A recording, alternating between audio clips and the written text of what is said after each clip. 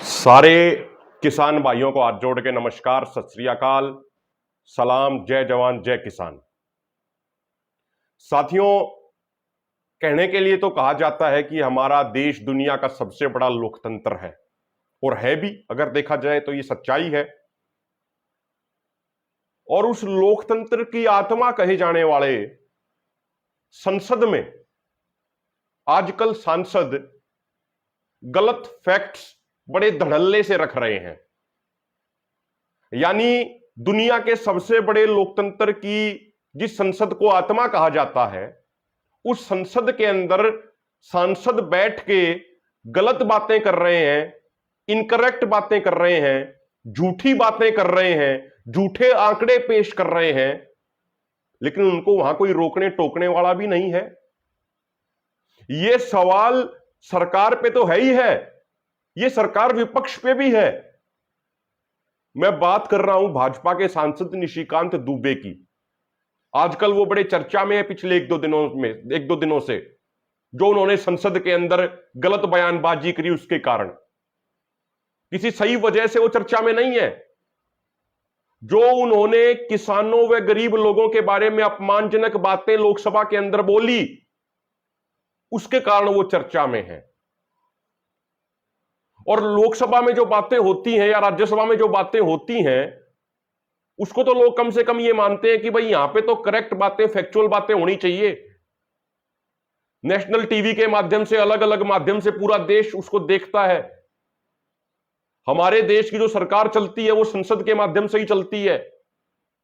निशिकांत दुबे ने कल लोकसभा के अंदर दो बड़ी गंभीर, बड़ी आपत्तिजनक और बड़ी अपमानजनक बातें किसानों और गरीबों के बारे में कही। निशिकांत दुबे कहते हैं, सबसे पहले उन्होंने गरीबों के बारे में कहा। उन्होंने कहा कि उनकी सरकार यानी भारतीय जनता पार्टी की सरकार, मोदी सरकार, देश में 80 करोड़ गरीब लोगों को फ्री फंड का खाना खिला रही है। ध्यान दीजिएगा उन्होंने क्या कहा। निशिकांत दुबे ने कहा गरीब लोगों के बारे में कि उनकी मोदी सरकार देश के 80 करोड़ गरीब लोगों को सालाना फ्री फंड का खाना खिला रही है। और दूसरी बात जो उन्होंने बोली, उन्होंने कहा कि उनकी सरकार ने 2014 के बाद देश के किसानों को इतना मजबूत कर दिया कि देश के किसानों की आत्महत्या होनी अब बंद हो गई है, और देश के किसान इतने मजबूत हो गए हैं कि वो 1 साल तक आंदोलन भी लड़ सकते हैं। अब एक एक करके उनकी इस बात का पूरा थोड़ा सा डिटेल में डिस्कशन करते हैं, और जो सच्चाई है वो सच्चाई जरा सामने लेके आते हैं। निशिकांत दुबे ने यह भी कहा कि इन दोनों चीजों के लिए देशवासियों को, उनकी सरकार को बधाई देनी चाहिए। अब बधाई देनी चाहिए या उनका विरोध करना चाहिए, उनकी आलोचना करनी चाहिए, क्या करना चाहिए, ये आप सारे आंकड़े सुनने के बाद आप खुद तय कर लीजिएगा। यदि बात करें गरीबों को राशन की, सबसे पहले यह सवाल तमाम राजनीतिक पार्टियों से है और तमाम राजनेताओं से, जो हमारे देश में अब तक एमएलए एमपी रहे, उन सब से है।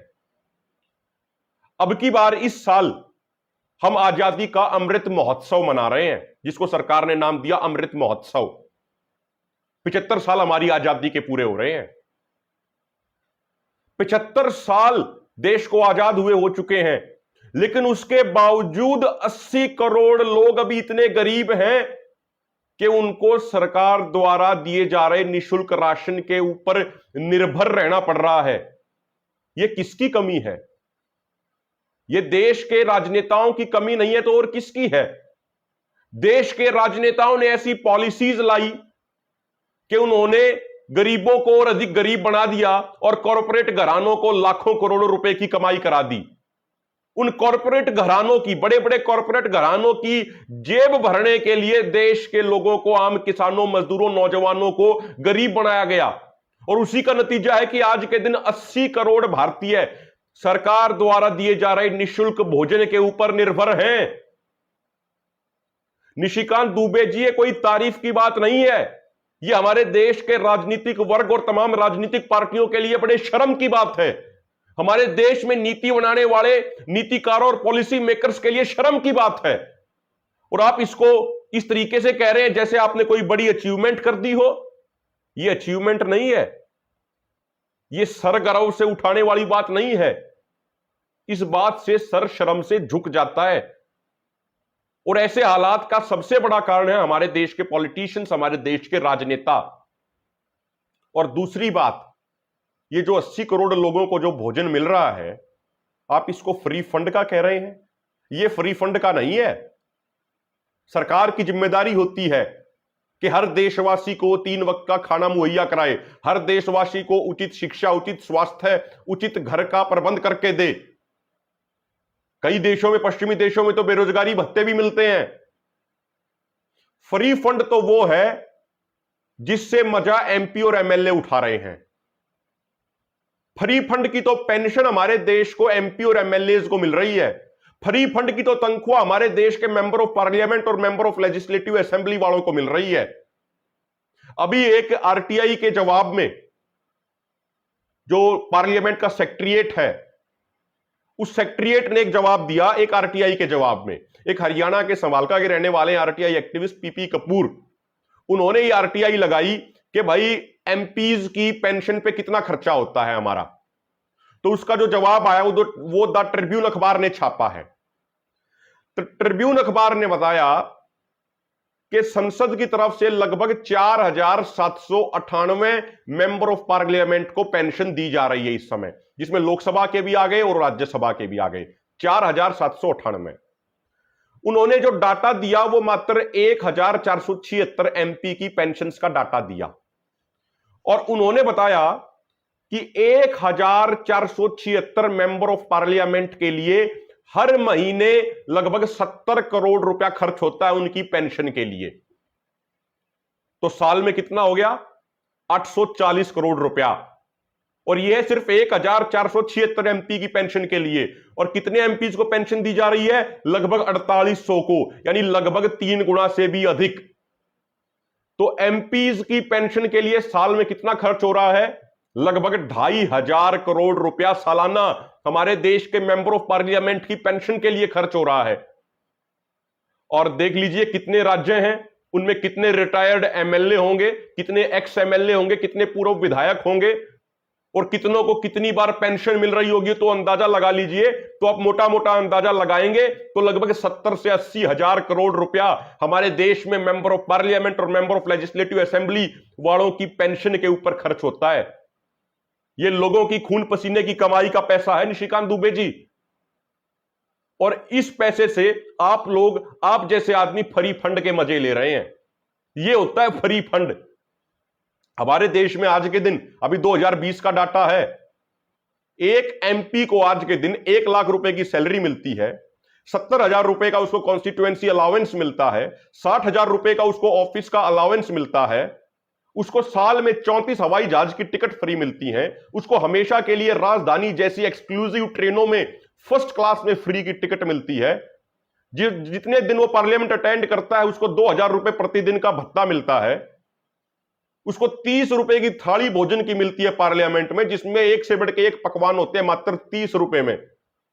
वो कहीं ऑफिशियल काम के लिए जाता है तो उसको 16 रुपया प्रति किलोमीटर का सफर का ट्रेवल अलाउंस मिलता है। उसको 5 करोड़ रुपए इसलिए दिए जाते हैं अपनी टर्म में कि वो अपने एरिया में काम करा सके। लेकिन उन 5 करोड़ का कैसा काम होता है वो हम सबको मालूम है। कितना उनमें घोटाला होता है, कितना किसकी जेब में जाता है वो पूरा देश जानता है। तो फ्री फंड के मजे तो आप जैसे लोग ले रहे हैं, और आप गरीबों का मजाक उड़ाते हैं उनको फ्री फंड का ये कह के कि भाई आपको फ्री फंड का राशन दे रहे हैं। और आपने कौन सा राशन दे दिया? ये देश के किसानों ने दिन रात मेहनत करके जो देश के अनाज के भंडार भरे, उसके कारण ये राशन मिल पा रहा है हमारे गरीब भाइयों को। ये कोई एमपी एमएलए राजनेताओं ने अपनी कोठियों में खेती नहीं करी, अपनी कोठियों में कोई फसल नहीं उगाई कि जिसके कारण गरीब लोगों को खाना मिलता हो। और सबसे महत्वपूर्ण बात साथियों, जब कोरोना के टाइम में हमारे देश की अर्थव्यवस्था 28% कम हो गई थी, 28% श्रिंक हो गई थी, 28% नेगेटिव में चली गई थी, तो उस समय एकमात्र कृषि क्षेत्र ऐसा क्षेत्र था जिसने 3.6% की दर से पॉजिटिव ग्रोथ करके हमारे देश की अर्थव्यवस्था को बचाया। जब मजदूर भाइयों के लिए काम नहीं मिल पा रहा था, जब लॉकडाउन हो गया था, तो देश के किसानों ने अन्न के भंडार भरे थे। उस अन्न के भंडार के कारण देश के गरीब लोगों को, मजदूरों को राशन मिल पा रहा था। अगली बात, अब आप किसानों के ऊपर आ जाइए। निशिकांत दुबे बीजेपी सांसद ने कहा कि 2014 में जब से उनकी सरकार आई है तो किसानों की आत्महत्या बंद हो गई है। साथियों, आपको जानकारी के लिए बता देता हूं कि मोदी सरकार की पहली टर्म में 3 साल तक तो सरकार ने किसानों की आत्महत्या के आंकड़े छपने ही नहीं दिए। उसका कारण यह था कि जब इनकी सरकार बनते ही पहली बार एनसीआरबी ने आंकड़े पब्लिश किए तो इन्होंने दिखा दिया कि भाई किसानों की आत्महत्या कम हो गई है। जबकि पंजाब की 3 इंडिपेंडेंट यूनिवर्सिटीज ने अपनी रिसर्च की तो पता लगा कि आत्महत्या किसानों की कम नहीं हुई, इनके कार्यकाल में किसानों की आत्महत्या बढ़ गई है। तो इन्होंने सोचा कि ये बढ़ी हुई आत्महत्या लोगों के सामने जाए, इसलिए इस आंकड़ों को ही पब्लिश करना बंद कर दो। तो 3 साल तक तो इनके पहले कार्यकाल में किसानों की आत्महत्या के आंकड़े देश में पब्लिश ही नहीं होने दिए, क्योंकि आत्महत्या किसानों की इनके कार्यकाल में बढ़ गई थी। अगली बात साथियों, जो इनकी पॉलिसीज हैं, और अगर बात कर ले पहले आत्महत्या के बारे में ही, 2014 से लेकर 2020 तक मात्र 6 सालों में, यह सरकार का आंकड़ा है जो पार्लियामेंट में रखा गया। उस आंकड़े के अनुसार 6 सालों में 43,000 से ज्यादा किसान आत्महत्या करने के लिए मजबूर हुए हैं। 2014 से लेकर 2020 तक मोदी सरकार के कार्यकाल में पूरे देश में 43,000 से ज्यादा किसानों को आत्महत्या करनी पड़ी है। यह पार्लियामेंट के अंदर आंकड़ा रखा गया है। लेकिन दुख की बात है, ये इन जैसे सांसद पार्लियामेंट की कार्रवाई को तो सुनते ही नहीं है। ये सिर्फ अपनी अपनी बोलना जानते हैं, और वो भी झूठ बोलना जानते हैं। पार्लियामेंट में दूसरा क्या कह रहा है, आंकड़े क्या रखे जा रहे हैं, उनको सुनने से इनको कोई फर्क ही नहीं पड़ता। उनको ये सुनते ही नहीं है, कोई मतलब ही नहीं है इनको। यदि ये पार्लियामेंट की कार्रवाई भी इन्होंने सुनी होती तो ऐसी अनर्गल बयानबाजी, झूठी बयानबाजी ना करते। साल 2020 में 10,677 किसानों को आत्महत्या करनी पड़ी है। यह पार्लियामेंट के अंदर आंकड़ा रखा है एनसीआरबी ने, नेशनल क्राइम रिकॉर्ड ब्यूरो ने। अगर बात 2021 की करें तो पहले 11 महीनों में ही अकेले महाराष्ट्र में 2,498 किसान आत्महत्या करने के लिए मजबूर हुए हैं सरकार की गलत नीतियों के कारण। और मैं तो यह कहता हूं कि यह आत्महत्या नहीं है, यह सरकारों द्वारा, सिस्टम द्वारा सुनियोजित तरीके से की गई हत्याएं हैं। खेती को आप घाटे का सौदा बना दीजिए। सरकार की पॉलिसीज ने खेती को घाटे का सौदा बना दिया। किसानों के ऊपर कर्जा लगातार बढ़ता चला गया। ओईसीडी की रिपोर्ट कहती है कि जिस एमएसपी का वादा लगातार सरकारों ने किया, यदि वो एमएसपी किसानों को दिया गया होता तो 2000 से लेकर 2017 तक देश के किसानों को 45 लाख करोड़ रुपए मिलना चाहिए था, जो उनको नहीं मिला। और इसके विपरीत उन्हीं 15 सालों में कॉर्पोरेट घरानों का 50 लाख करोड़ का टैक्स माफ कर दिया गया। और देश के किसानों के ऊपर टोटल कर्जा कितना है? अगर एग्रो बेस्ड इंडस्ट्रीज का कर्जा छोड़ दिया जाए तो मात्र 8 से 10 लाख करोड़ रुपया। तो यदि 8 से 10 लाख करोड़ रुपया काट भी लिया जाए तो भी सरकारों के पास हमारा 35 लाख करोड़ रुपया बकाया है किसानों का, जो उनको नहीं दिया गया, जो उनकी जेब से निकाल लिया गया। और ये तो हम उस एमएसपी की बात कर रहे हैं जिसका वादा लगातार सरकारों ने किया। अगर आप एमएसपी की बात करें स्वामीनाथन आयोग के C2+50% फार्मूले के अनुसार, तो यह आंकड़ा दोगुना तिगुना हो जाएगा। निशिकांत दुबे को हम यह भी बताना चाह रहे हैं कि 2012 में जब प्रधानमंत्री मोदी जी मुख्यमंत्री मोदी होते थे और कंज्यूमर अफेयर कमेटी के चेयरमैन होते थे, तो इन्होंने एक रिपोर्ट भेजी थी उस समय के प्रधानमंत्री डॉक्टर मनमोहन सिंह जी को, जिसके पॉइंट नंबर B4 में इन्होंने लिखा था कि किसानों के लिए एमएसपी की गारंटी का कानून होना चाहिए। यदि किसानों के लिए एमएसपी की गारंटी का कानून नहीं होगा तो खाली एमएसपी घोषित करने का कोई अर्थ नहीं है। 8 साल हो गए आपकी सरकार को। दुबे साहब, वो एमएसपी गारंटी का कानून बनाइए ना आप, जिसका वादा मोदी साहब करते थे जब वो गुजरात के मुख्यमंत्री होते थे। 2014 से पहले प्रधानमंत्री मोदी कहते थे बार बार कि उनकी सरकार बनी तो वो पहली कलम से स्वामीनाथन आयोग के C2+50% फार्मूले को लागू करेंगे। लेकिन 2015 में आपकी सरकार ने ही सुप्रीम कोर्ट के अंदर एफिडेविट दिया जस्टिस रमन्ना और जस्टिस चट्टोपाध्याय की बेंच के सामने कि आप स्वामीनाथन आयोग के C2+50% फार्मूले को लागू नहीं कर सकते। यह आपकी सरकार का है। आपकी सरकार के सॉलिसिटर जनरल मनिंदर सिंह ने यह सुप्रीम कोर्ट में एफिडेविट दिया। आपकी सरकार के कार्यकाल में जो प्रधानमंत्री फसल बीमा योजना आई, उस प्रधानमंत्री फसल बीमा योजना ने कंपनियों को मालामाल कर दिया और किसानों को लूट दिया। अभी पार्लियामेंट के अंदर आपकी सरकार ने डाटा रखा कि जब से यह प्रधानमंत्री फसल बीमा योजना आई, तब से लेके आज तक किसानों से प्रीमियम के तौर पे उन कंपनियों ने 1,26,000 करोड़ रुपया इकट्ठा किया और किसानों को क्लेम के तौर पे दिया मात्र 87,000 करोड़ रुपया। यानी जो फसल बीमा योजना किसानों के लिए बनाई गई थी, उस बीमा योजना से भी 39,000 करोड़ रुपया बड़ी बड़ी कंपनियां, बड़ी बड़ी इंश्योरेंस कंपनियां खा गई। यह आपकी योजनाओं की सच्चाई है। आपकी योजना आई सॉइल हेल्थ कार्ड की। पूरे हरियाणा में आज तक सॉइल की हेल्थ को जांचने की एक लैब तक नहीं है, और आप आंकड़ों में दिखाते हैं आपने इतने सॉइल हेल्थ कार्ड बना दिए। आपकी भावांतर योजना आप लेके आए, भावांतर योजना ने किसानों को बर्बाद कर दिया। जगह जगह जब चुनाव होते हैं अलग अलग राज्यों में, तो तमाम राजनीतिक पार्टियां वादा करती हैं कि वो पहली कलम से किसानों का कर्ज माफी करेंगी, लेकिन क्या माफ किया? किसी भी सरकार ने नहीं किया। और निशिकांत दुबे क्या कहते हैं कि उन्होंने किसानों को इतना ताकतवर बना दिया कि वो 1 साल तक आंदोलन लड़ सके। अरे ये तो आपकी मजबूरी थी। आपकी बीजेपी सरकार ने तमाम हथकंडे अपनाए, लाख कोशिश की हमारे किसान आंदोलन को बदनाम करने की, हमारे किसान आंदोलन को कमजोर करने की, हमारे किसान आंदोलन को तोड़ने की, हमारे किसान आंदोलन को रोकने की, लेकिन आपकी लाख कोशिशों के बावजूद आप हमारे किसान आंदोलन को नहीं रोक पाए। और किसानों ने धैर्य, शांति, जोश और जज्बे के साथ जो आंदोलन लड़ा देश के लाखों किसानों ने, उसने मोदी सरकार को झुका दिया और मोदी सरकार को 3 कानून वापस लेने पड़े। ये खुशी खुशी नहीं किया, मोदी सरकार को मजबूरी में यह करना पड़ा। आप क्या हमें मजबूत बनाएंगे जब आपकी पार्टी थी भी नहीं?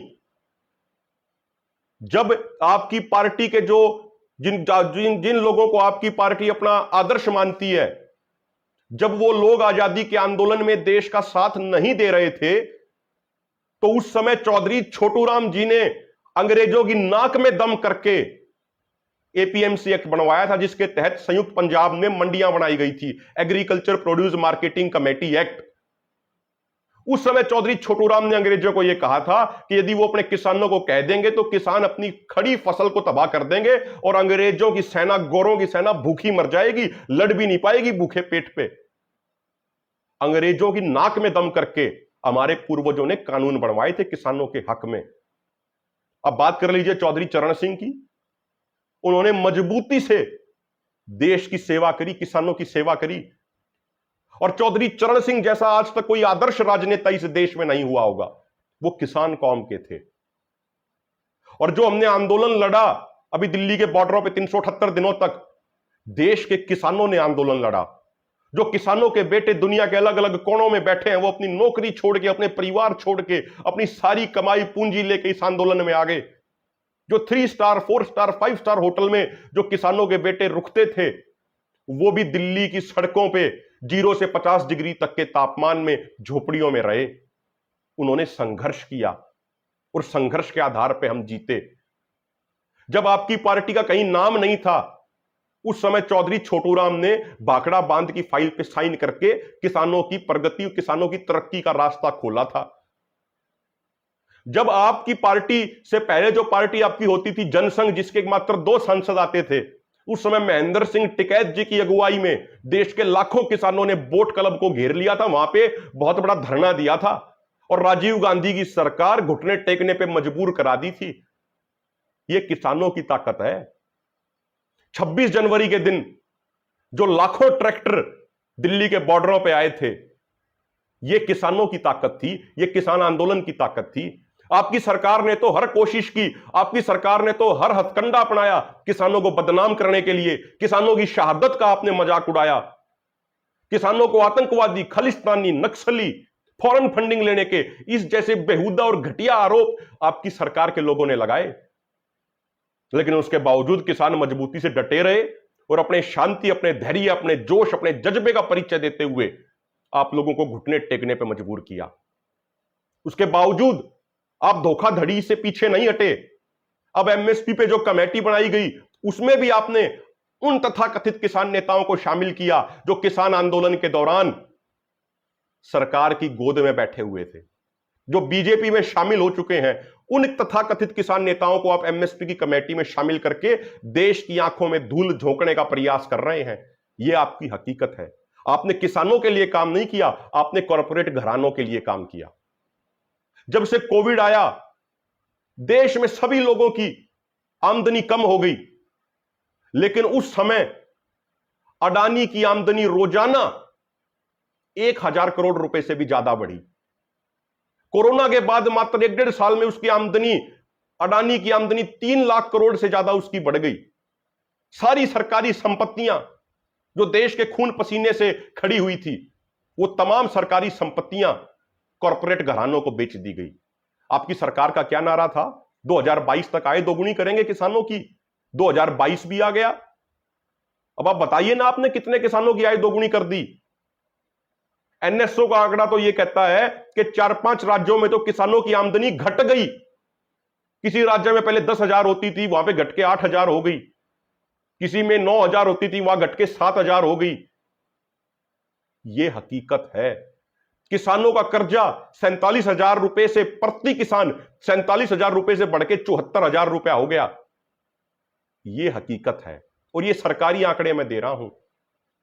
तो इस तरह का सवाल आज यह खड़ा होता है कि जिस संसद को लोकतंत्र की आत्मा कहा जाता है, जब उस संसद में बिना रोक टोक के सांसद इस तरीके की गलत बयानबाजी करेंगे, झूठी बयानबाजी करेंगे, तो फिर देश कैसे चल पाएगा? फिर देश में तो सच के लिए कोई स्थान ही नहीं रहेगा। फिर तो झूठ के आधार पे ही सारी चीजें चलेंगी, झूठ के आधार पे ही सारी पॉलिसीज बनाई जाएंगी। झूठे आंकड़े आप एसी कमरों में बैठ के बना लेंगे और देश को बरगलाते रहेंगे। तो फिर तो झूठ के आधार पे ही आप देश को चलाना चाह रहे हैं। लेकिन मैं आपको एक बात बता देना चाहता हूं कि प्रकृति परमात्मा के घर में देर हो सकती है, लेकिन अंधेर नहीं है। अगर आप जिस तरीके से आप झूठ पे झूठ बोले जा रहे हैं और किसानों का, गरीबों का अपमान कर रहे हैं आपकी सरकार, तो आपका पाप और झूठ का घड़ा अब भरने वाला है। देश की जनता, देश का नौजवान, देश का किसान जाग चुका है। देश का नौजवान बेरोजगारी से इतना परेशान है कि वो नागपुर से दिल्ली तक पैदल यात्रा करता है और हरियाणा के पलवल में उनको जबरदस्ती पुलिस गिरफ्तार कर लेती है। अब देश की जनता धीरे धीरे जाग रही है। देश की जनता यह पहचान चुकी है, देश की जनता यह समझ चुकी है कि जो मोदी सरकार यह वादा करके आई थी कि वो हर साल 2 करोड़ नई रोजगार नौजवानों को देंगे, उसने 8 साल में यह स्थिति कर दी कि अभी पार्लियामेंट के अंदर यह जवाब दिया गया कि मोदी सरकार के 8 सालों में 22 करोड़ लोगों ने सरकारी नौकरी के लिए अप्लाई किया। उसमें से मात्र 7,22,000 लोगों को ही नौकरियां दी गई। 0.33%। यह देश की जनता अब जान चुकी है। आपका झूठ अब ज्यादा लंबा चलने वाला है नहीं। किसान भाइयों, इस पूरी जानकारी को अपने दिमाग में फीड कर लीजिए। जहां भी बहस हो, जहां भी चर्चा हो, सोशल मीडिया प्लेटफॉर्म पे या गांव में बैठकों में, मीटिंग में हो, इन बातों को लोगों के साथ शेयर कीजिए और इनका पर्दाफाश कीजिए। जो लोग आज सत्ता में बैठे हैं, समझिए कि किस तरीके से झूठ पे झूठ बोल के ये देश को बरगलाने का प्रयास कर रहे हैं। इनको लगता है कि एक ही झूठ को ये 100 बार बोलेंगे तो जनता सच मानने लगेगी, लेकिन जनता भोली नहीं बची, जनता भी समझदार हो गई है।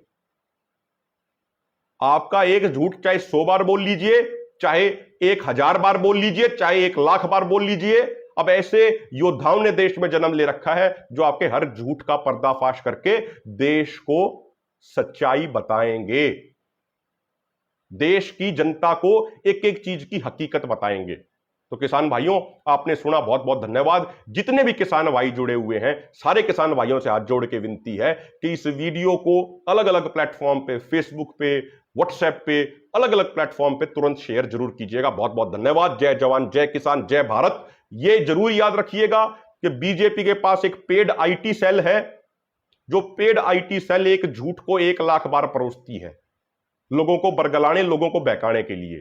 हमारे पास कोई पेड आईटी सेल नहीं है। हमारी तो जो भी ताकत है वो आप जैसे भाई हैं। आप जैसे भाई इस चीज को आगे बढ़ाएंगे, इस जानकारी को आगे बढ़ाएंगे, उतने ही ज्यादा लोग जागरूक होंगे। बहुत बहुत धन्यवाद। जय भारत, जय जवान, जय किसान।